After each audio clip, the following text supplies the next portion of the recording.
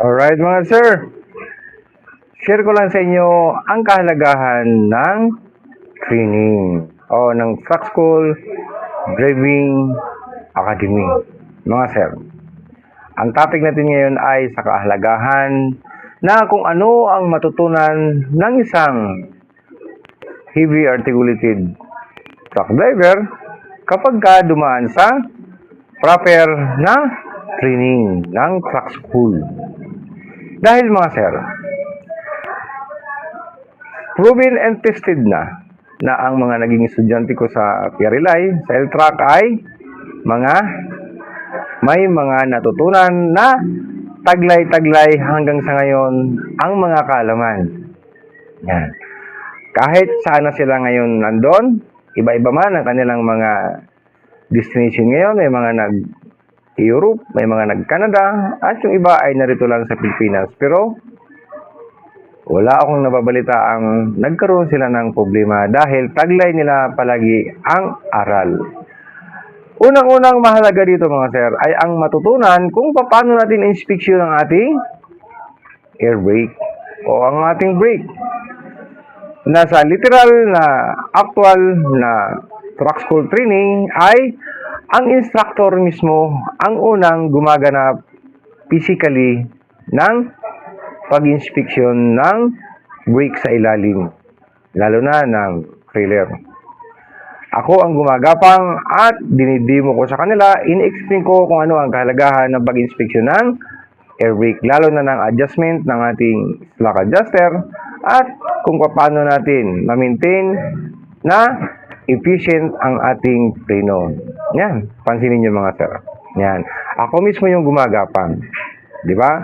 Then, naididimo ko sa kanila ang kahalagahan.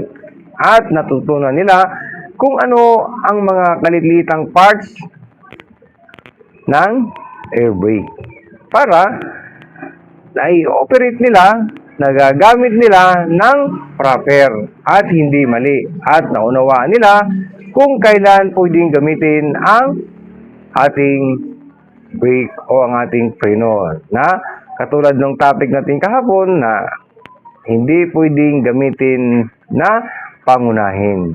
Gawin natin na alternative lang sa pag-slow down ng vehicle na dala natin. Unahin natin gamitin ang engine retarder, exhaust braking para mas long life o tatagal ang buhay ng mga brake lining at lalong hindi overheat o mag-brake feed dahil sa overuse.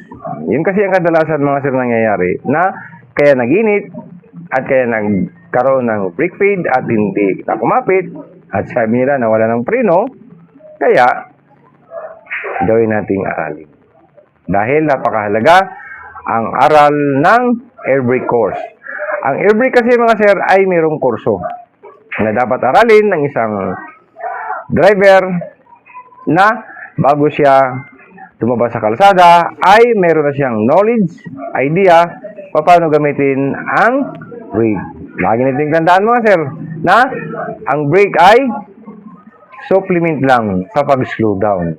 Hindi siya pangunahin o alternative lang sa pag-slow down. Ulahin natin gamitin ang downshifting. Sanayin natin mga sir, ako kasi nung nagmamaniho pa ako, kinakarir ko talaga na every time na may ma-notice akong hazard, may ma-recognize akong hazard, slow down sa pamagitan ng downshifting.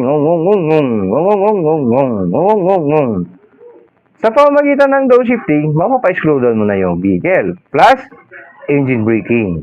Diba? Huwag mo munang gamitin ang iyong foot brake. Tsaka na lang kung talagang hihinto ka na. Kasi, ang ating brake, ginawa para panghinto, hindi pang slow down. Yan ang lagi nating tandaan mga sir, lalo na sa mga baguhang, mga heavy articulated driver, na ang ating foot brake ay hindi pang slow down, pang hinto. Di ba? Meron tayong mga pwedeng gawin na pangunahin sa pag-slow down. Logger, downshifting, then exhaust braking, engine retarder as engine braking. Yun ang napaka-safe na mga pamamaraan mga sir. Makukuha mo yan sa training.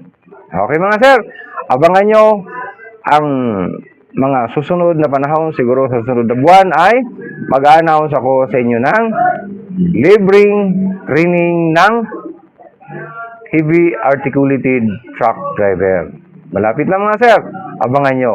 Abangan nyo lang, update nyo lang ang mga post natin para magiging updated kayo, para masundan nyo, lalo na dun sa mga naghahangad na matutong magmaneho ng heavy articulated vehicle. Okay mga sir, sana meron tayong natutunan at sana gawin natin yung makatotohanan na maging maalam tayo sa paggamit ng ating rig. Maraming salamat mga sir.